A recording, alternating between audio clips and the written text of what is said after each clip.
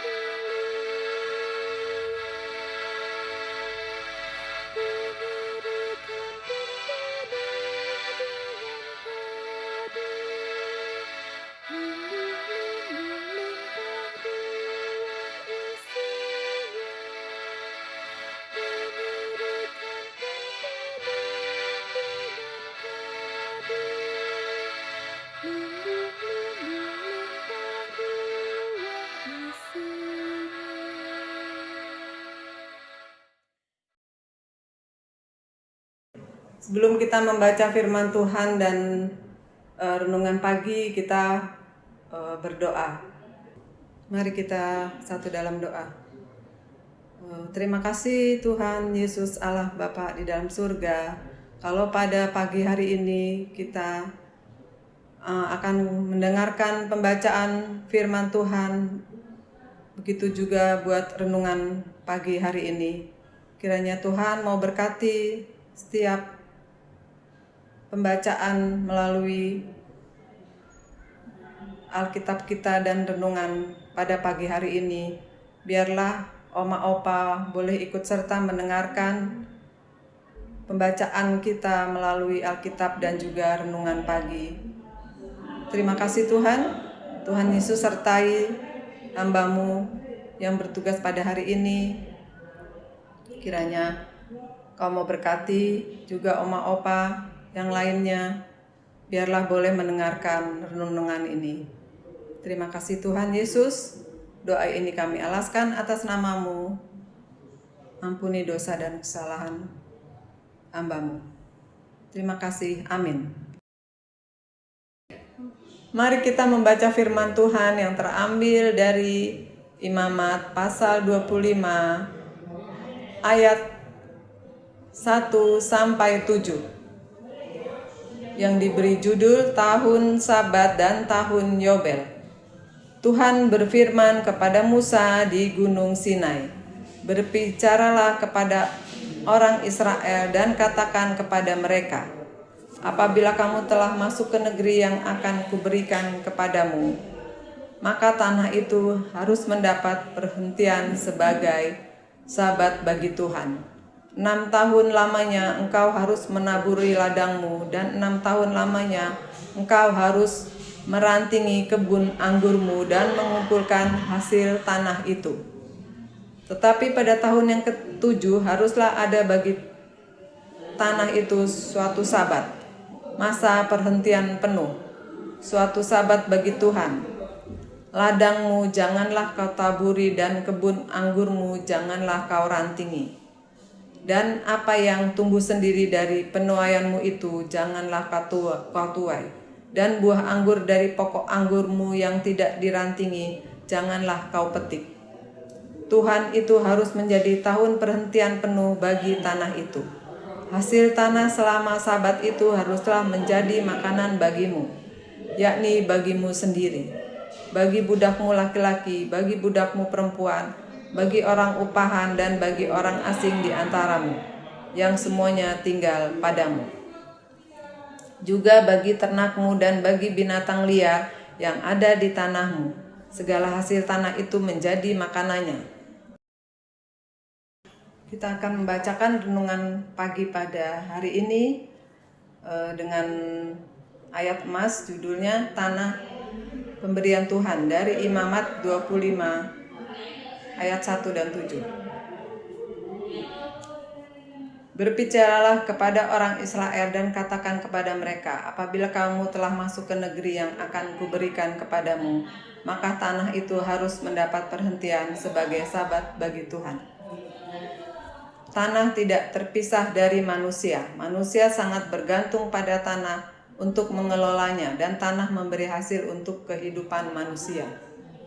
Israel umat Tuhan telah berjalan di padang gurun selama 40 tahun.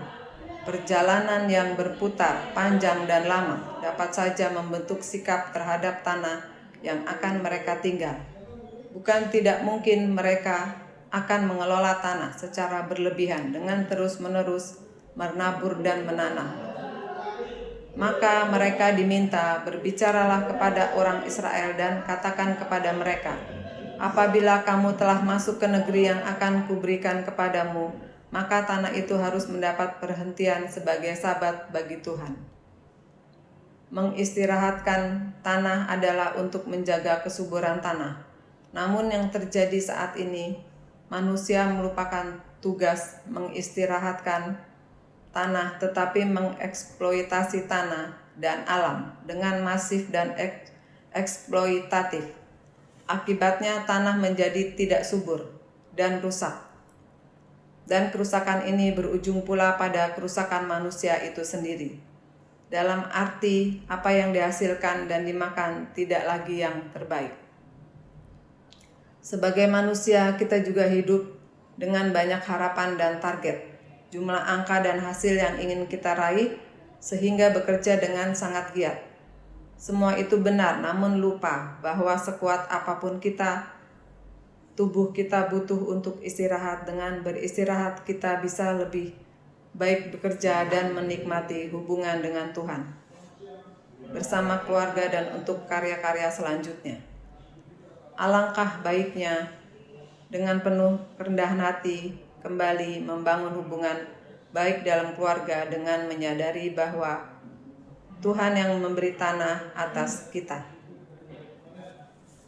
Demikian pembacaan pada hari ini. Tuhan Yesus memberkati.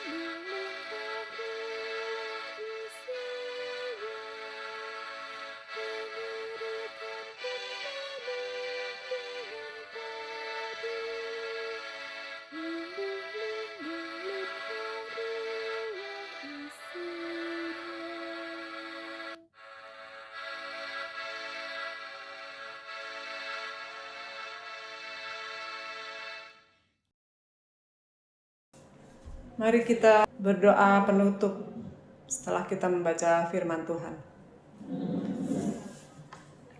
Terima kasih Tuhan Yesus, Allah Bapa dalam sorga, kalau pada pagi hari ini kami telah menyelesaikan tugas membaca Alkitab dan renungan pagi. Kiranya Tuhan ikut campur tangan buat program dari PKLU ini. Kami berdoa untuk oma opa di lansia, kiranya Tuhan Yesus berikan kesehatan buat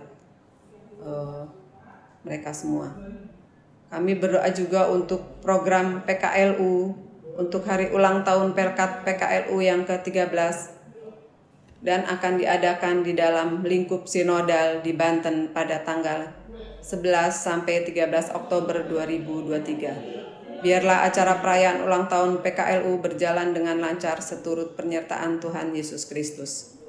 Kami juga berdoa untuk Dewan PKLU yang menyelenggarakan program SPMAB maupun program yang lain, dan juga buat pengurus PKLU di GPIB. Tuhan Yesus juga memberkati semuanya. Kami juga berdoa untuk oma dan opa yang sedang berada di rumah sakit atau di rumah masing-masing. Tuhan Yesus juga selalu memberi obat-obatan dan kesehatan yang baik dan hanya dari Tuhan Yesus saja. Kami juga berdoa untuk pemerintahan kami. Kiranya Tuhan Yesus turut campur tangan untuk Bapak Presiden dan jajarannya agar dapat bekerja secara maksimal. Inilah doa dan permohonan kami, ampuni dosa dan kesalahan kami. Doa yang belum sempurna ini kami alaskan atas nama Tuhan Yesus Kristus yang mempunyai kerajaan surga. Kami sudah berdoa dan mengucap syukur. Terima kasih. Amin.